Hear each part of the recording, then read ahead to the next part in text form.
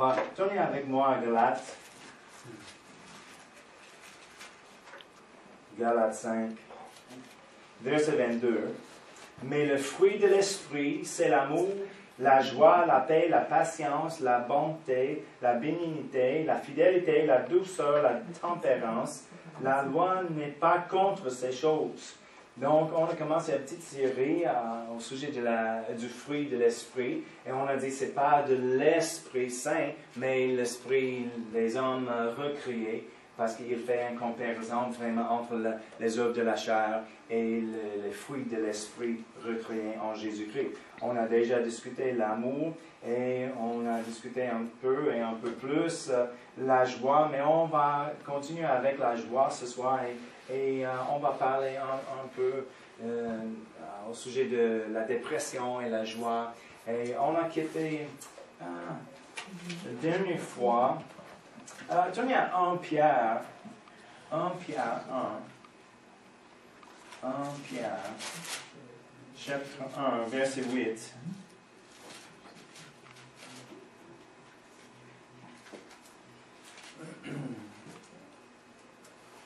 Lui, Christ, lui que vous aimez sans l'avoir vu, en qui vous croyez sans le voir encore, vous réjouissant d'une joie ineffable et glorieuse, parce que vous obtiendrez le salut de vos âmes pour prix de votre foi.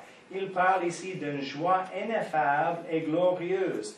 Et on a déjà parlé, c'est le fruit de notre esprit recréé en Jésus.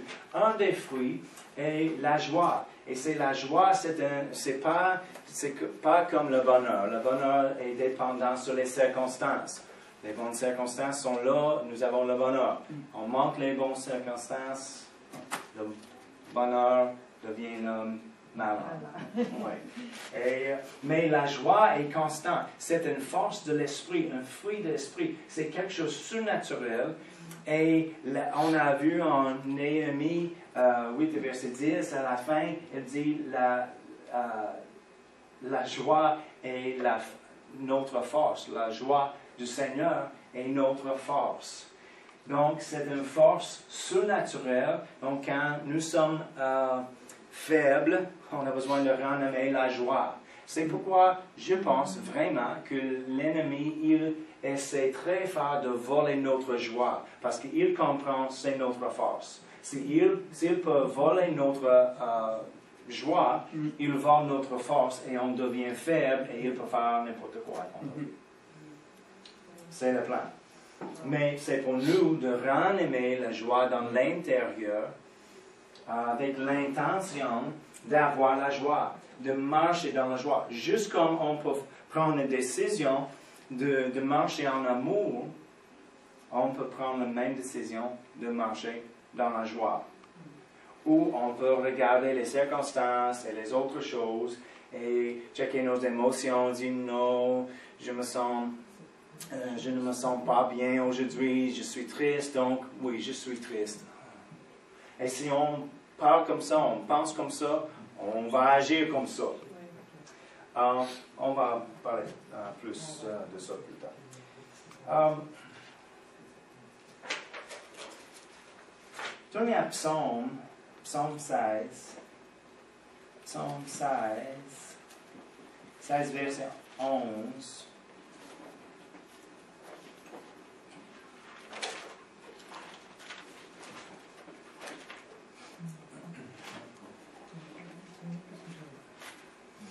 Si on commence de penser d'une joie surnaturelle, ineffable et glorieuse, on peut changer la façon dont on voit la joie. Ce n'est pas juste une émotion, non, c'est une force, un fruit de l'esprit. Donc, Psaume 16, verset 11, « Tu me feras connaître le sentier de la vie. Il y a d'abondantes joies devant ta face, des délices éternelles à ta droite. Il y a d'abondantes joies devant ta face. » On a dit, dans la présence du Seigneur, il y a d'abondantes joies. On trouve la joie où? C'est dans l'intérieur, mais c'est plus facile de ranimer la joie dans la présence du Seigneur. quand on entre dans sa présence, on peut ramener la joie, juste une joie d'être là avec notre Seigneur. Amen. Quand un croyant manque la joie, des fois, c'est parce qu'il a brisé la communion avec le Seigneur. On peut remarquer si quelqu'un, un croyant, manque la joie, il ne comprend pas vraiment qui il est en Jésus-Christ, qui nous sommes en Jésus-Christ. Parce que si on comprend, on prend une révélation, pas juste dans la tête. Oh oui, je comprends, je suis plus qu'un vainqueur, je suis aimé, je suis sauvé, je suis rempli du Saint-Esprit. Si on parle comme ça, on manque la révélation. Parce que quand c'est vrai dans nos cœurs, hey, je suis libéré, j'ai la liberté, je suis plus qu'un vainqueur. On peut parler avec. Quand on comprend qui nous sommes en Jésus-Christ, nous avons une raison pour la joie. Parce que nous sommes sauvés. Juste imaginez, nous sommes sauvés. Pendant la vacances, le voyage vraiment, j'ai 3-4 jours de vacances. Le reste était conférences et pour le week-end, on était avec mon fils dans son appartement. Et c'était fun. Et j'ai prêché à notre ancienne église dimanche matin, dimanche soir. Et j'ai expliqué les choses qu'on fait ici au sujet de notre église et les choses, et juste la culture de Québec et les choses. C'était tellement intéressant pour tout le monde. Et j'ai pensé que j'étais là juste il y a 2 ans, mais c'était depuis 3 ans et demi que j'étais là. Et il y a plusieurs personnes qui n'ont pas entendu vraiment les choses qu'on fait ici ou ne me connaissent pas. Donc j'ai parlé. Et parce que j'ai expliqué, c'est tellement différent au Québec qu'ici en Floride. Parce qu'on dit c'est la Bible Belt. Parce que c'est une région aux États-Unis avec beaucoup de chrétiens, beaucoup des églises. Même les différentes églises et les différentes dénominations, mais les croyants, pareil, qui aiment Jésus, qui croient en Jésus, c'est les chrétiens. Amen. Donc, si tu manges au restaurant, c'est commun de voir quelqu'un prier pour la nourriture avant qu'il mange, ou les petits bijoux, une croix, des choses. C'est pas beaucoup d'activités dimanche matin dans la communauté parce qu'il y a plusieurs personnes à l'église. Et les choses, c'est différent ici. Et donc, j'ai expliqué, et vraiment, je ne sais pas si... Parce que je pense que les chiffres restaient là, pareils depuis longtemps. Je ne sais pas si toujours exact aujourd'hui.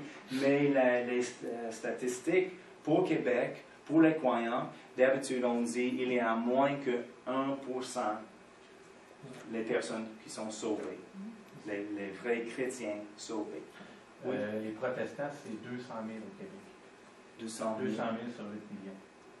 OK. C'est les statistiques, c'est sûr, vraiment. Tu sais le pourcentage? Il faudrait diviser. Est-ce qu'il a changé? 200 000. Sur 7 millions. Ben, c'est quasiment 8 millions. Oui. OK. C'est à peu près 1,5%, je pense. 1,5%. OK. On va dire, si on est tiré, on va dire 2%. Ouais. C'est pas beaucoup. Non.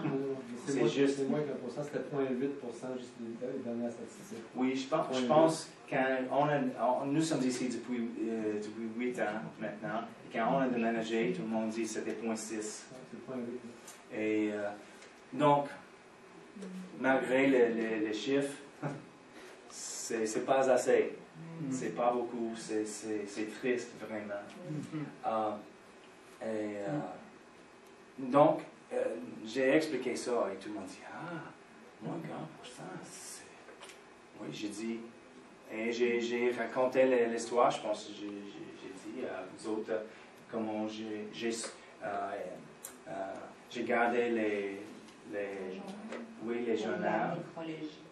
Avec la nécrologie, rappelez-vous. J'ai ramassé toutes les choses, c'est juste, c'était dans mon cœur, juste de comprendre vraiment. Et c'est intéressant. Tout le monde là-bas dit hey, wow, c'est quelque chose. C'est très, très différent. Mais si on arrête et on pense de ça, nous, ici, nous sommes dans le pourcentage. Nous avons une raison pour la joie. Parce qu'il y a plusieurs d'autres personnes. Nous, on fonctionne contre les statistiques. Nous ne sommes pas la norme. Pas encore.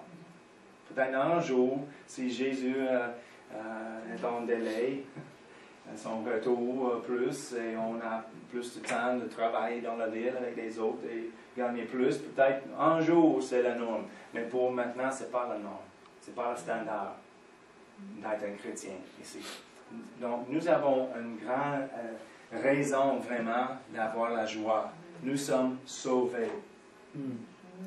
C'est triste pour les autres et on fait les choses pour gagner les autres, mais pour nous-mêmes, personnellement, on a la joie parce que nous sommes sauvés.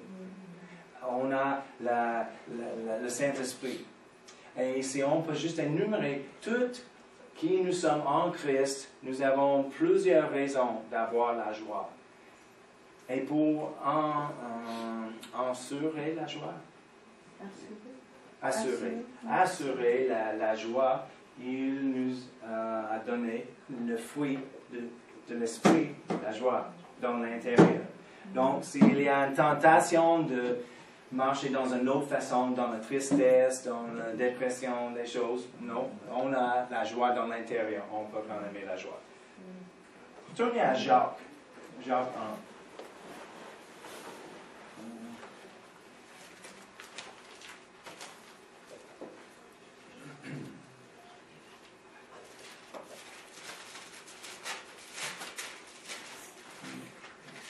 Jacques 1,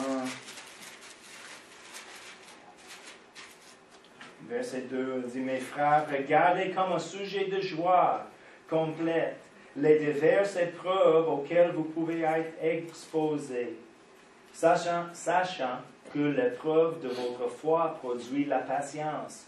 Il a dit, considérez toutes les épreuves comme un sujet de joie. Ça prend une force surnaturelle. Oui. Parce que des fois, les circonstances, les épreuves sont trop, sont extrêmes, mais nous avons une force extrême et surnaturelle dans l'intérieur. On peut aimer et surmonter les choses avec la joie. Alléluia. Je rappelle, et je pense que j'ai raconté avant l'histoire d'une madame qui a perdu, elle a envoyé son passeport par avion. Elle a demandé au comptoir, elle avait un voyage pour faire le ministre dans un autre pays, en Europe, et elle a manqué le passeport, mais c'était sur l'avion qui est arrivé. Son assistant dit oui, c'était sur l'avion. Elle a demandé, la madame, non, pas de passeport. Et c'était nécessaire d'avoir le passeport, et la madame était stricte et pas flexible, non. Donc la madame dit, d'accord. Elle a marché. Elle a fait une petite promenade à l'extérieur sur le trottoir de l'aéroport et elle a renommé la joie. Elle a cité la parole, elle a remercié le Seigneur, elle a renommé la joie. Et la force de la joie, comme un puits, il jaillit, oui. Il jaillit dans l'intérieur d'elle. Elle était consumée avec la joie. Elle est revenue. Dit, oui, bonjour madame. On a parlé un peu tôt, mais peut-être s'il y a quelqu'un qui veut juste checker encore pour les choses. Non, elle a parlé encore. Non, c'était pas là. On a déjà checké. C'est la même chose. On a besoin d'être persistant et persévère dans toutes choses. Amen. En amour, dans la joie aussi. Parce qu'il y a des choses tout de suite. Avez-vous remarqué que la joie, on marche dans la joie, tout est beau, et des fois quelque chose arrive, quelqu'un dit quelque chose, et tout de suite, c'est fermé. C'est fini. Où est la joie? C'était ici, juste il y a 2 minutes, et maintenant, nulle part. C'est l'ennemi. Mais on a besoin de faire la même chose. Mais madame, elle est sortie encore et elle a ranimé la joie dans l'intérieur. Parce que c'est toujours là. Juste parce qu'on manque les sentiments de joie, n'indique pas que la joie n'est pas là. La joie est toujours là dans l'intérieur parce que notre esprit ne change pas. C'est notre chair et nos émotions, notre âme qui change, mais notre esprit est solide, ferme, stable en Jésus-Christ. La joie est toujours là, c'est pour nous de ranimer la joie. Découvrir la joie, de trouver la joie, saisir la joie, mettre la joie. Amen. C'est possible. Mais c'est pourquoi Jacques a dit, mes frères, regardez comme un sujet de joie complète les diverses épreuves auxquelles vous pouvez être exposés. Regardez comme un sujet de joie. Vous considérez un sujet de joie. Il indique que c'est un choix. C'est un choix. Si on peut considérer quelque chose, ou regarder, on peut regarder, oh, c'est une catastrophe. Noël a dit, regardez comme un sujet de joie. C'est intéressant. Donc, c'est un choix. On va parler un petit peu de la dépression. Comment rester en dehors de la dépression? Des fois, la dépression commence avec une déception. La déception arrive à tout le monde. Et si nous sommes déçus, c'est normal, mais si on reste déçu trop long, c'est une occasion, une porte ouverte pour la dépression d'arriver.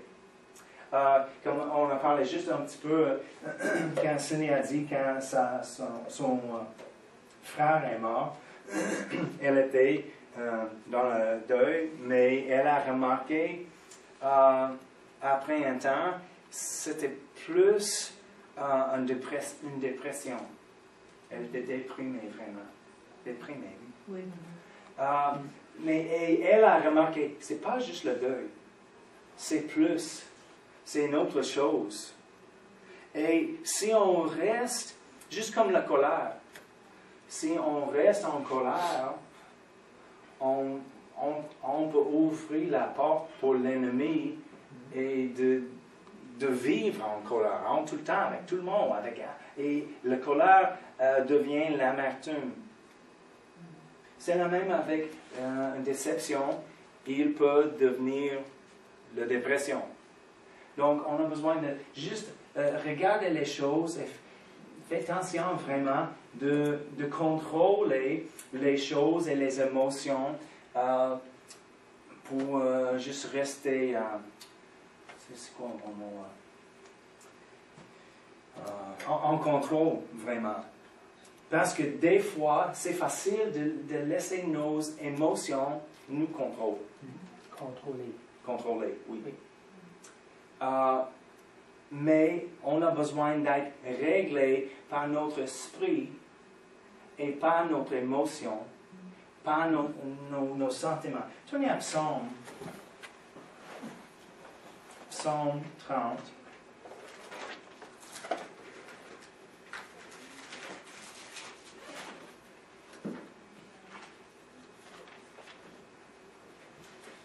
Psaume 30, verset 6,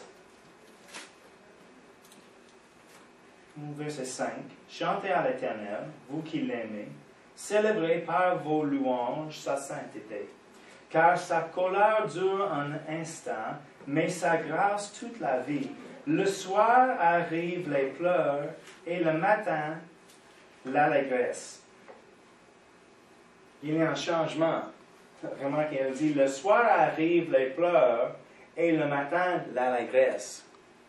Mais des fois, c'est la tentation de rester dans les pleurs. Encore et encore. Rappelez le verset dans le Nouveau Testament qui dit soyez en colère, mais ne... Je ne sais pas sur la colère. Ça ne donnait pas accès au sage. Il y a qui l'accès? Non. Oui, c'est ça. Et ne laisse pas le soleil se couche sur ton collage. Sur ta collage. Oui. Un autre mot, ne laisse le colère durer trop longtemps. C'est la même pour la tristesse ou les pleurs. C'est comme quand nos enfants étaient jeunes. Quelque chose arrive, elle était en trouble et quelqu'un pleurait. OK, c'est normal. OK? C'est le trouble, tu peux pleurer. Mais après 5 minutes, quelques minutes, on dit, OK, c'est assez. Parce que si tu dis, oh, mon bébé, il continue pour 20 minutes, 30 minutes, une heure, tu dis, hey, non, il y a une réaction, c'est vrai. Mais si on laisse les émotions et la réaction nous contrôler, c'est pas bon. On a besoin de contrôler nos émotions. Quand c'est trop, on a besoin de dire non, stop. Pour les enfants, pourquoi? Parce qu'on entraîne les enfants. Mais on a besoin de faire la même chose pour nous-mêmes. Quand nos émotions, la colère, l'impatience, non, arrête. C'est la même avec la tristesse. OK.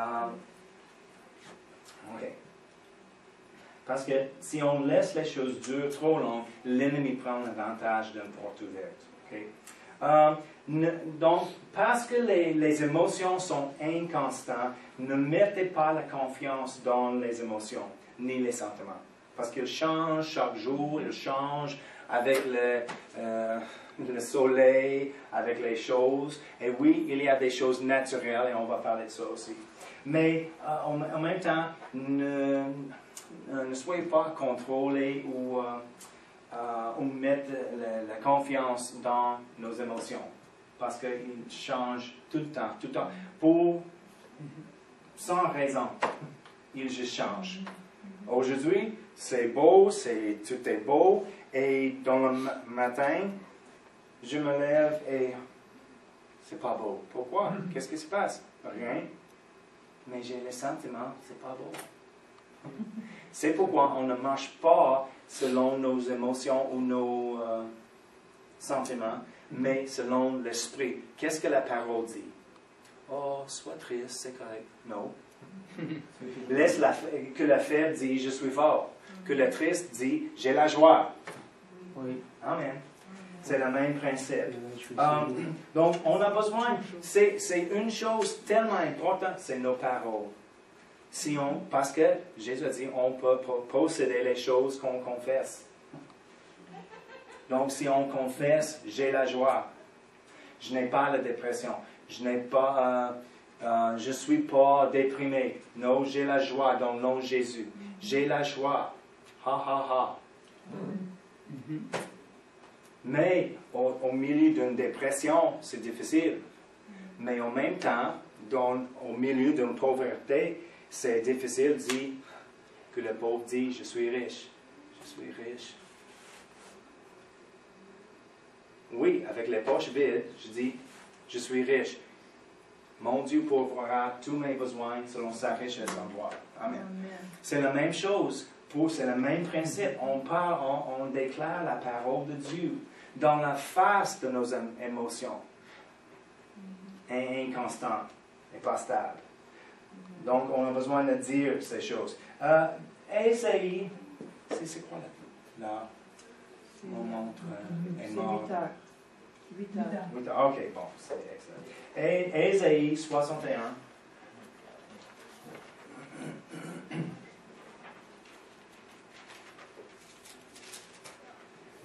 Verset 1 à 3. Ésaïe 61. L'Esprit du Seigneur, verset 1. L'Éternel est sur moi, car l'Éternel m'a oint pour porter de bonnes nouvelles aux malheureux.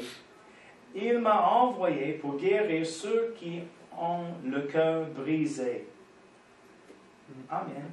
C'est bon pour notre sujet aussi. Mais ce n'est pas la verset vraiment, je cherche. Il m'a envoyé pour guérir ceux qui ont le cœur brisé. c'est une déception. Si notre cœur est brisé, oh, je suis déçu.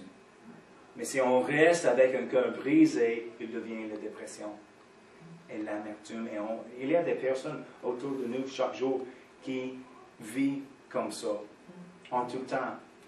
Ils vivent avec un cœur brisé, jour après jour, sans Jésus, sans espérance, avec un cœur brisé.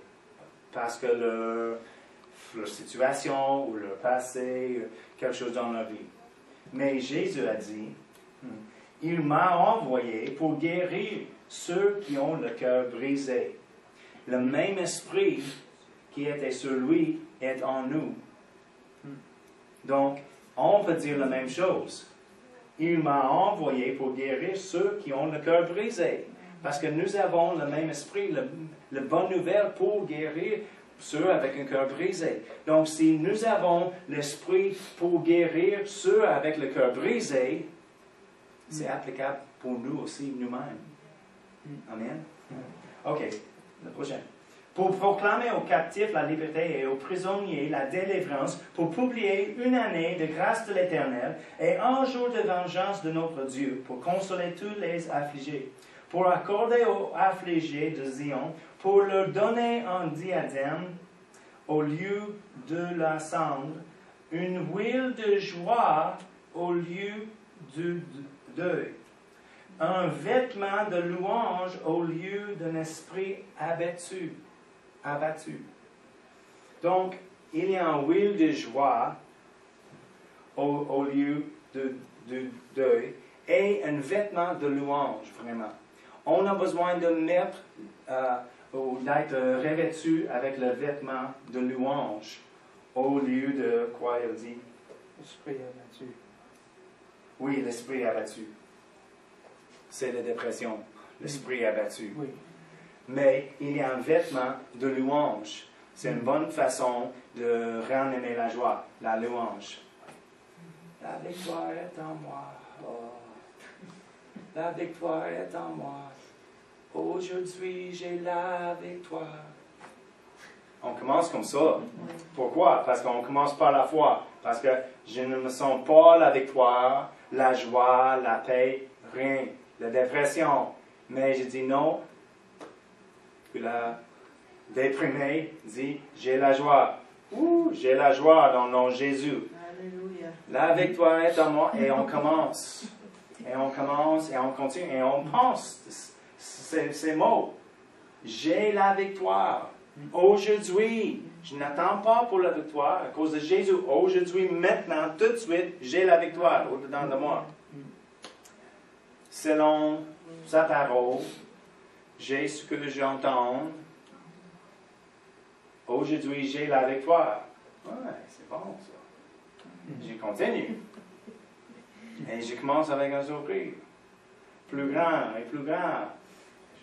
J'ai la victoire en moi. Et on ranime la joie par la louange. On met le vêtement de la louange pour remplacer l'esprit abattu ou déprimé. Okay? C'est bon? Mais c'est les choses. On doit faire quelque chose. Oh, je ne me sens pas comme ça. Non, je n'ai pas le sentiment de chanter. D'accord? Reste comme ça. Je ne sais pas pourquoi on pense c'est trop difficile. C'est juste ça. C'est un effort de part. C'est un effort de chanter. Je vais chanter un petit peu. Juste commence. Il y a quelque chose dans les... Ah, et le Saint-Esprit dit, ah, c'est la vérité. Je peux connecter avec la vérité. J'entends. Et il commence. Il agit. Et on ranime la joie et les choses. Il jaillit encore. Comme le puits qui pousse la vie. Amen. Amen. Un chrétien victorieux n'a pas l'option de vivre selon le sentiment. Ce n'est pas une option pour un chrétien victorieux. Si on va voir et on va obtenir la victoire, ce n'est pas une option.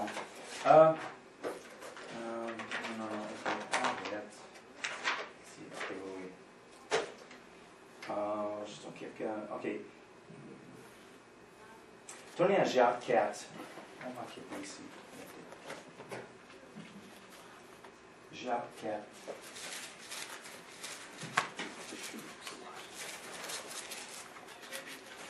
Jacques 4, verset 7.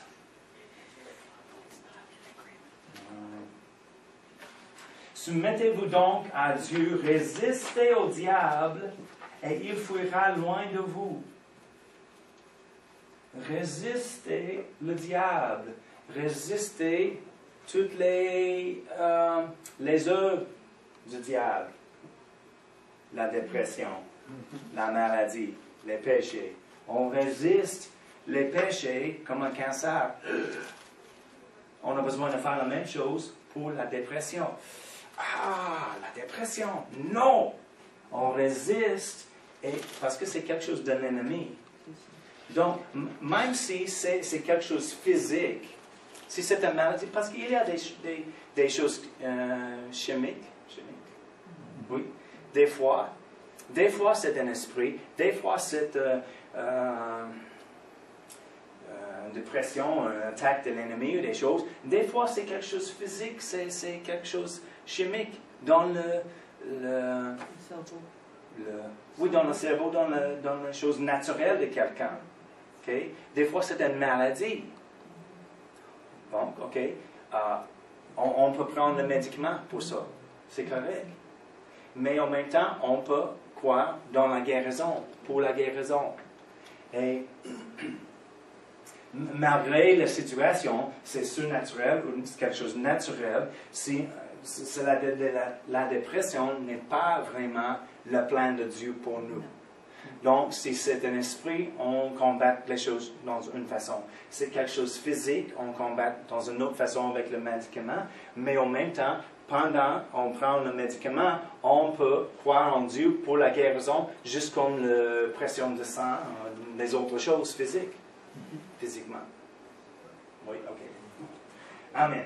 Et donc, il a dit, résistez le diable et il fuira loin de nous. Comment on résiste? On parle. Juste comme Jésus, il a résisté, il a écrit. Qu'est-ce que la Bible dit? Encore, on cite la parole. Philippiens 4, verset 4 dit, réjouissez-vous toujours dans le Seigneur. Je le répète, réjouissez-vous.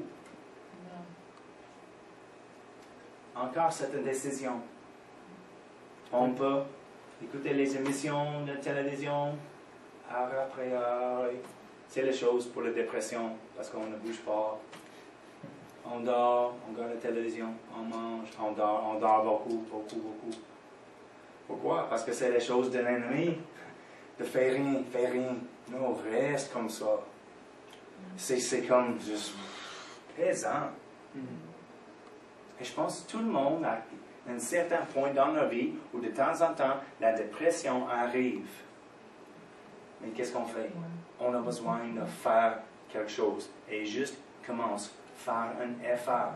Demande l'aide de notre personne, de notre croyant. Prie pour moi, s'il vous plaît. Aide-moi. Chante avec moi. Quelque chose. Oui. Oui. Amen. Oui. Là, Oui, c'est et bon. 10. Oui, c'est bon. C'est bon pour ce soir. Je vais donner le psaume 3, verset 4, c'est le dernier. Il dit, mais toi, l'Éternel, tu es mon bouclier, tu es ma gloire, et tu relèves ma tête. Psaume 3, verset 4. C'est bon, il relève nos têtes. Dans la dépression, c'est comme ça. Mais Jésus relève nos têtes. Pour lui regarder. Amen. Amen. Donc, prenez les bonnes décisions concernant la joie, vraiment, de rendre aimer la joie, déclare la parole, mets la confiance dans le Seigneur, le Saint-Esprit, la parole, pas dans nos émotions. Des fois, je pense que c'est plus difficile des fois pour les femmes à cause des hormones et des choses. Ils changent, mais des fois pour les hommes, les hormones changent aussi, mais pas beaucoup comme les femmes. Et Mais c'est possible de régler nos vies et nos émotions et nos sentiments selon notre esprit et pas juste être contrôlé par les autres choses. Amen. Tout est possible en Dieu. Amen.